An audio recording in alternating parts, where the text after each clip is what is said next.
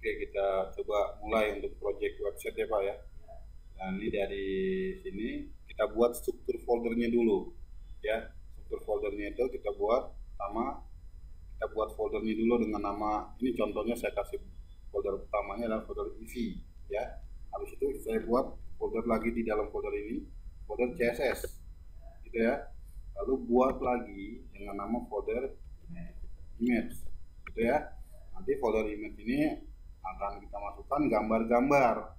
Jadi gambar jangan ditaruh di lain-lain folder, di luar folder.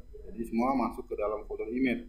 Untuk CSS nanti akan kita taruh file-file CSS, dan file-file yang lainnya bisa kita taruh di luar folder ini. Jadi gitu ya. Oke ya, setelah buat struktur foldernya, kita masuk ke Dreamweaver. Jadi kita klik aja Dreamweaver.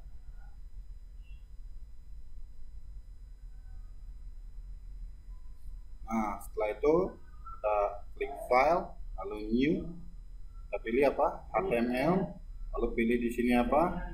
HTML5, lalu kita create ya. Langsung kita simpan. Benar nggak? Ya, kita save. Ya gitu ya, oke. Lalu kita taruh di folder sini untuk file HTML-nya ya. Oke, kita kasih nama index. Kenapa indeks? Karena indeks ini menandakan dia halaman utama atau halaman yang pertama kali di browsing atau dibuka oleh user dengan nama file indeks. Itu ya Pak. Oke, kita save. Nah, setelah itu kita lihat di sini kita membutuhkan satu lagi yang namanya file CSS. Oke, kita coba buat file CSS, file new, lalu apa?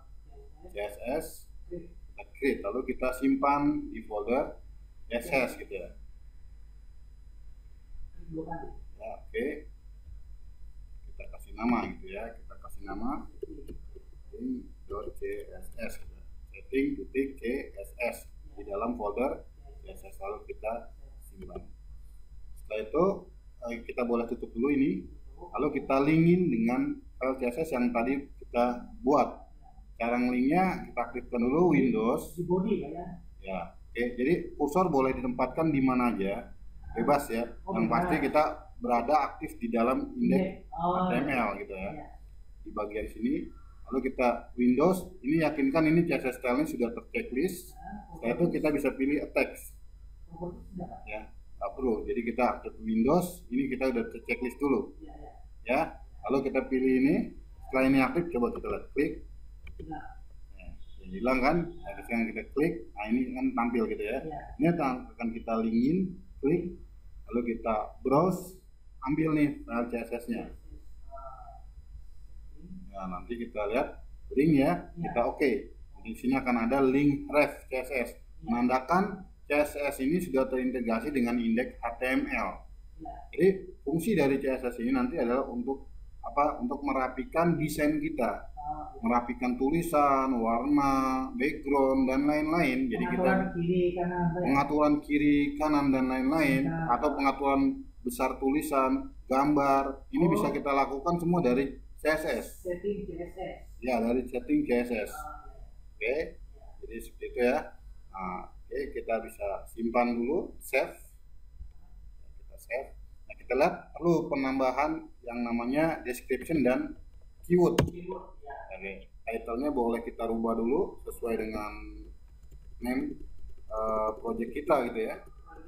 Misalnya contohnya ini, khusus komputer, nama webnya gitu ya, atau apalah ya untuk title ya. Lalu kita buat insert HTML, tag, lalu description. Secara keterangan apa? Secara singkat ya mengenai web kita. Ya, contohnya adalah